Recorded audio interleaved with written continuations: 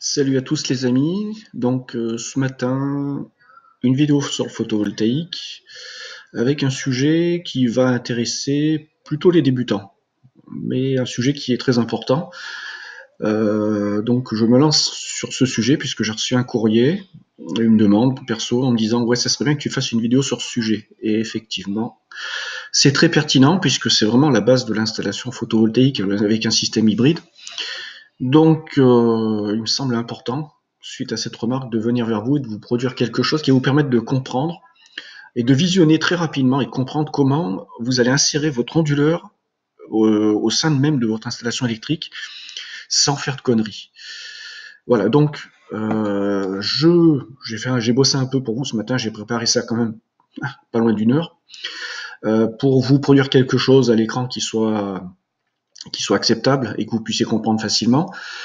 Sachant que j'ai pris des images sur internet et que je les ai modifiées un peu parce que j'allais pas produire la totalité du schéma parce que déjà ça fait très longtemps que j'en ai plus fait de schéma, je les lis mais je les fais plus. Donc au niveau des symboles, tout ça pour moi en fait ça serait pas automatique et je serais un peu en galère. Ça me ferait beaucoup de boulot. Facilité et fainéantise. Alors, on va débuter on va débuter en exposant une installation, je dirais, sans installation photovoltaïque autonome. Installation standard, celle qui serait la vôtre approximativement, avant toute installation. Donc vous êtes parti, vous êtes prêts, et on y va, feu. Donc voilà, alors je vais vous décrire succinctement cette installation, puisqu'en fait vous comprendrez facilement de vous-même, même si c'est de la schématisation électrique, il n'y a rien de compliqué à comprendre la constitution de cette installation. Je ne vais pas décrire chacun des éléments, je vais décrire simplement les éléments principaux.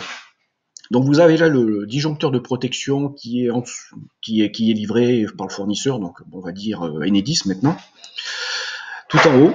Ensuite vous avez les borniers de raccordement, phase et neutre, donc toujours respecter sur la gauche le neutre et la phase à droite, donc que ce soit dans le câblage ou que cela soit dans la schématisation. Ensuite, sous ces borniers de raccordement, vous pouvez voir qu'on entre, donc on entre au-dessus avec un fil pour chaque bornier et on ressort avec 2 fils. Alors là, c'est un schéma relativement simple. On pourrait très bien ressortir avec 3 fils, 4 fils, 5 fils, 6 fils, voire plus. Et ensuite, on est séparé en 2 branches. Et ces 2 branches, ce que l'on peut voir, donc on va suivre la première branche au-dessus, c'est qu'on passe par un différentiel. Alors je ne sais pas si c'est un interrupteur ou un disjoncteur différentiel. Moi, j'ai tendance à dire et à utiliser systématiquement des disjoncteurs différentiels. Alors la différence entre les deux, c'est qu'un interrupteur, excusez-moi, un interrupteur différentiel, lui, va s'occuper de faire l'interruption du circuit électrique si vous avez un défaut d'isolement, alors qu'un disjoncteur différentiel va s'occuper de cette fonction également, de protéger votre installation contre les surintensités et les courts-circuits. Donc je préfère avoir le matos le plus performant, le plus complet. Ça fait tout en un et ça fait en même temps ça fait une meilleure sélectivité. Et ça peut vous éviter notamment de faire sauter la bébête du dessus. Voilà, donc vous comprendrez la logique du truc. Alors vous avez un disjoncteur différentiel, on va supposer que c'est cela, qui lui est alimenté par le haut. Et une des bizarreries aussi du point de vue de l'électricité, c'est qu'en général, et moi je conseille, c'est pour tout matériel électrique, c'est que les fils qui rentrent sur un appareil du style modulaire ou industriel se font généralement par le haut et la sortie se fait par le bas. Ce qui n'est pas le cas au passage sur les inverseurs de source qu'on peut acheter une trentaine d'euros qui sont dans les 40 ampères, voilà. Où là on rentre par le bas, on ressort par le haut. Mais bon, généralement, c'est ce qui se fait dans l'industrie et dans le bâtiment, on rentre par le haut, on ressort par le bas. C'était le cas des disjoncteurs différentiels avant, et maintenant, alors là c'est une commodité, tout simplement, qui est faite pour les installateurs, c'est que la sortie se fait également par le haut. Alors la raison est simple, c'est que si vous ouvrez un jour un tableau que vous regardez, vous avez les disjoncteurs qui sont tous les uns à côté des autres, y compris contre le différentiel, et vous avez ce qu'on appelle un peigne. Donc un peigne, c'est quelque chose qui ressemble un peu à un râteau, et dont les broches sont équidistantes les unes des autres, et ce qui permet un raccordement parfait par le haut pour faire tous les pontages, et tout en ayant les appareils qui sont collés les uns sur les autres, de les faire proprement et de limiter les risques de mauvaise connexion. Donc le choix qui a été fait sur ces différentiels, sur les différentiels modernes pour le bâtiment, d'avoir la sortie vers le haut, c'est tout simplement pour que ça soit plus propre, plus commode et plus simple pour les installateurs, et puis également de ce fait pour la sécurité. Donc il y a une logique derrière ça. Donc cette branche-là, vous retrouvez différents disjoncteurs par la suite en sortie, de différents calibres, qui vont s'adresser à différentes parties de l'installation électrique. Donc là, vous avez une plaque de cuisson, lave-vaisselle, éclairage, prise de courant, bon là je sais pas, et puis ainsi de suite, avec un compteur hors creuse. Et ce qui semblerait être ici sur la gauche, vous voyez là vous avez un disjoncteur, sur la droite pardon, ce qui semblerait être un contacteur. Moi il aurait fallu que je fasse un zoom puisqu'il semblerait que ça soit un ballon d'eau chaude plus un disjoncteur. Oui c'est ça, ça doit être, il y a un contacteur. Donc vous avez cette branche là, et ensuite vous avez une seconde branche en dessous qui va vers une autre série de disjoncteurs où vous retrouverez circuit prise de courant, le four, VMC, prise de courant, ça c'est une prise de courant modulaire qui se met sur le tableau, éclairage et chauffage salle de bain. Donc il pourrait y avoir tout un tas d'autres matériels, comme il pourrait y en avoir peut-être un peu moins, ça va dépendre. Mais là je pense qu'on est déjà un peu sur un tableau assez minimaliste, hormis le fait qu'il y a la partie chauffage, chauffage production d'eau chaude sanitaire. Alors très important, ce que vous voyez ici, vous avez les raccordements de masse de la terre sur les prises de courant. Donc deux circuits complets et suffisants sans doute pour une maison. Schéma très simple. Alors le bleu le neutre à gauche et le rouge à droite. Alors pourquoi je reviens sur cette histoire de branchement sur le dessus pour l'arrivée et les dessous pour la sortie. La raison, elle est somme toute assez logique, c'est que quand un tableau est dans une maison, il est installé, vous ne le touchez plus. C'est quelque chose d'assez, je dirais, durable dans le temps. Par contre, quand vous êtes dans l'industrie, les choses peuvent évoluer très rapidement, les installations électriques dans les machines évoluent très souvent, et il y a la notion d'usure et de dépannage beaucoup plus rapide que dans l'industrie que dans le bâtiment. Et donc, durant les opérations de maintenance, le fait d'avoir cette convention qui permet de savoir que l'entrée du courant se fait vers le haut et la sortie vers le bas, limite le risque que par mégarde, vous puissiez être en contact avec une tension qui serait par erreur arrivée par le bas, tout en sachant qu'en fait, la tension, quand elle arrive par le haut, elle ressort par le bas. Exemple, pour comprendre, vous coupez un disjoncteur, celui-ci. Si vous êtes arrivé, alors pour regarder ma souris, si l'alimentation était arrivée non pas vers le haut ici, mais par le bas, et vous aviez coupé le disjoncteur, et que vous, électricien, vous intervenez, et que vous vous dites, je veux débrancher là, si rien n'est signalé pour vous dire que c'était vers le bas, vous prenez une pêche. Voilà, c'est tout simple. Donc, je vous ai décrit sommairement cette installation. Alors, sachez que le calibre de ces disjoncteurs va correspondre aux appareils que vous allez brancher et que la section des fils doit être adéquate en fonction de l'appareil que vous allez brancher et du calibre du disjoncteur. Très important. Sachez également que sur les disjoncteurs, il y a différentes courbes. C'est ce qu'on ce qu'on appelle les courbes de disjoncteurs, comme il y a des courbes sur les fusibles, qui vont permettre des déclenchements plus ou moins rapides en fonction des besoins. Là, je ne vais pas vous faire un descriptif, un cours là-dessus, puisque là, il faudrait que je remonte et je repotasse la littérature et j'aurais vraiment pas... Enfin voilà. Pour moi, j'ai tellement l'habitude maintenant d'utiliser ce que les autres ont produit dans le monde de l'industrie que tout ce que j'ai appris du point de vue des normes et du réglementaire, pour moi, c'est un peu loin et je me contente de ce que j'ai par rapport aux besoins que j'ai dans le monde de l'industrie et puis pour mes besoins au domicile en photovoltaïque. Il est clair que si je prenais une autre fonction ou si j'avais une autre fonction ou qu'il fallait que je pousse le bouchon plus loin, je me replongerai dans la littérature pour être en phase avec tout ça et pouvoir reproduire un schéma ou enfin être dans le vrai quoi. Alors voilà, vous avez vu cette installation maintenant. Une fois que vous avez compris cette logique, disjoncteur, bornier de répartition, et ensuite sur ces borniers on part sur des branches avec des alimentations différentes, on va voir comment mettre au milieu de tout ça un onduleur hybride. Alors sur cet onduleur, on va se débarrasser de la branche batterie et de la branche panneau solaire. On va juste regarder comment le brancher dans votre système et à l'intérieur de votre système sur le courant alternatif, c'est-à-dire l'alimentation de l'onduleur et l'alimentation de votre maison. Alors pour ceux qui sont sont à un stade avancé dans le domaine du photovoltaïque et de l'autonomie, cette vidéo sera somme toute rébarbative, basique. Mais bon, je pense que c'est intéressant pour tout le monde qui débute. C'est peut-être même la première vidéo que les gens doivent voir lorsqu'ils débutent. Ça permet d'avoir une idée comment on intercale ça dans le circuit. Donc j'ai trafiqué un peu le schéma, très très vite, le plus vite possible. J'ai pas voulu forcément faire quelque chose de très très propre. Mais voilà, quelque chose de logique et de compréhensible. Donc là, on va réduire un peu la taille de l'image, et puis on va passer au schéma numéro 2. Alors, voilà, je vais zapper de l'un à l'autre. Voilà, ça c'est le schéma originel, et ça c'est la modification. Alors ce que vous pouvez voir, c'est qu'en fait, ici, en sortie de bornier, on ne descend plus alimenter les disjoncteurs différentiels, voilà, par 2 branches. En sortie de bornier, on va sur l'onduleur, on passe par un autre disjoncteur différentiel qui lui va protéger l'onduleur.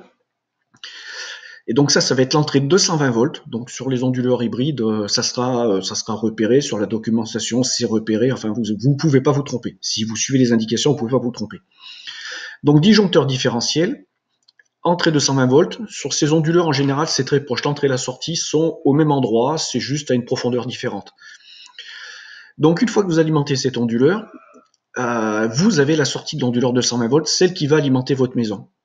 Et ce que vous allez faire, vous allez repartir sur cette sortie et vous allez attaquer la tête en haut des différentiels, là où avant ces différentiels étaient alimentés en sortie de bornier.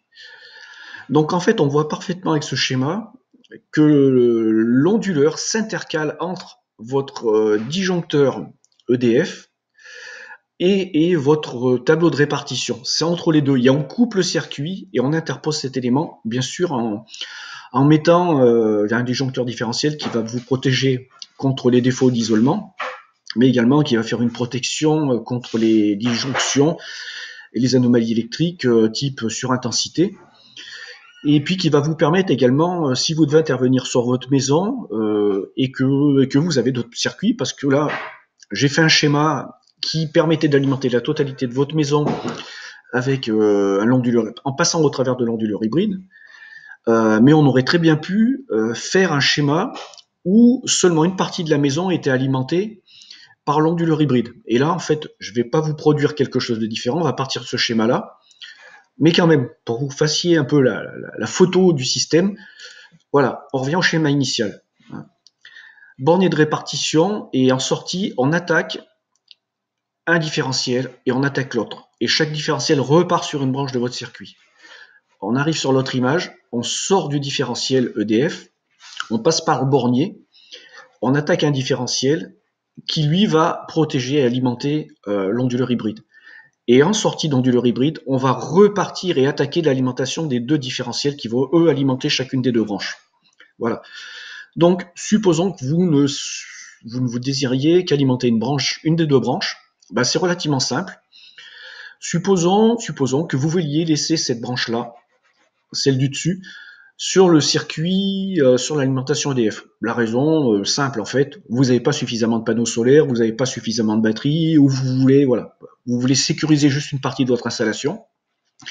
Au lieu, sur cette branche-là du dessus, de venir vous repiquer en sortie d'onduleur, vous allez tout simplement prendre ces deux fils-là et les laisser là où ils étaient au départ dans cette installation, c'est-à-dire ici, les deux fils-là, et vous allez les laisser là. Donc vous allez avoir deux fils rouge et bleu, donc phase et neutre, qui vont partir sur l'onduleur, comme ça, et via un différentiel de protection. Et puis vous en avez deux autres qui vont rester sur le circuit que vous voulez désirer alimenter. Et donc, il n'y aura plus du tout cette partie-là, regardez ma souris, qui sera telle quelle, mais vous aurez deux fils qui remontent, le rouge qui remonte ici, et le bleu qui remonte ici. Voilà, je pense que tout ça vous permet de comprendre. Alors, on peut apporter des variantes à ce schéma en ajoutant un nombre de branches supplémentaires, ce qui est sans doute le cas dans votre maison. En intercalant un inverseur de source dans le système, ici, pour par exemple vous permettre de bypasser votre onduleur hybride en cas de panne. Supposons que vous ne soyez pas à la maison, que votre onduleur se mette en défaut, même BENA, et que vous ne soyez pas à la maison, que vous ne sachiez pas dépanner, votre épouse est à la maison, vous lui dites, écoute, si tu as une panne sur l'onduleur, tu bascules cet appareil sur cette position. Tu lui dis, tu le mets là et tu fais un repérage EDF solaire et ça va bypasser l'onduleur. Alors le bypasser, c'est simplement, ça va faire ce raccordement-là directement ici. Voilà. Alors cet appareil, pour ceux qui connaissent pas, ça a la dimension à peu près d'un différentiel et ça se présente un peu comme un disjoncteur. Sauf qu'il n'y a pas de fonction de disjoncteur, c'est un inverseur, c'est un interrupteur inverseur qui va permettre de basculer sur une source sur une autre.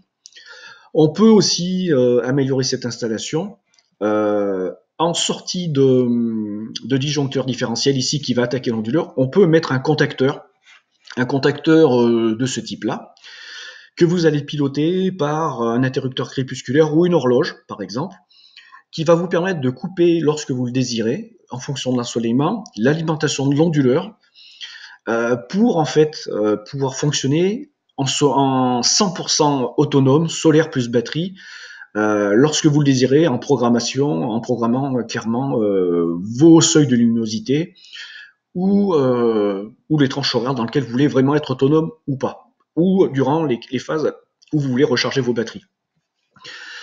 Donc là on part sur un schéma qui me semble pas trop dégueulasse.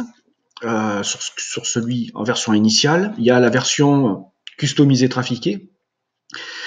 Ensuite, point important, voilà, là je voudrais qu'on aille un peu plus loin dans le sujet, puisque là vous avez quelque chose, une schématisation qui est pas très compliquée à comprendre, mais vous voyez que c'est voilà, c'est très bien structuré, c'est très propre. Et moi ce que je vous invite à faire, c'est que si vous m'avez posé cette question, j'ai oublié, bon café à vous, si vous m'avez posé cette question ou si vous posez cette question, c'est que vos bases en électricité, sont, je dirais, à un stade rudimentaire. Et si vos connaissances purement techniques sont rudimentaires, c'est que vos connaissances normatives le sont aussi. Moi, mes connaissances techniques sont largement au-dessus de mes connaissances normatives, parce que pour que je sois à un niveau équivalent, il faudrait que je rachète le bouquin pour Motelec et que je me remette dans la littérature pendant une demi-journée, le temps de le lire, un update comme on dit, et puis voilà, je serai en phase. Je me serais accaparé de nouveau les normes de l'industrie de l'électrique pour les maisons individuelles. Donc, je vous invite à vous perfectionner en électricité, mais également à connaître les normes et ce qui doit être les bonnes pratiques en termes d'installation électrique dans votre maison, que ce soit pour le neuf comme pour la rénovation. Sachant que ce qui est en neuf, c'est un ton au-dessus, et qui peut le plus, peut le moins. Donc, pour cela, alors, je vous rappelle que la norme qui concerne les installations électriques pour domicile, c'est celle-ci. Alors, je vais vous mettre tous ces liens en lien dans les commentaires.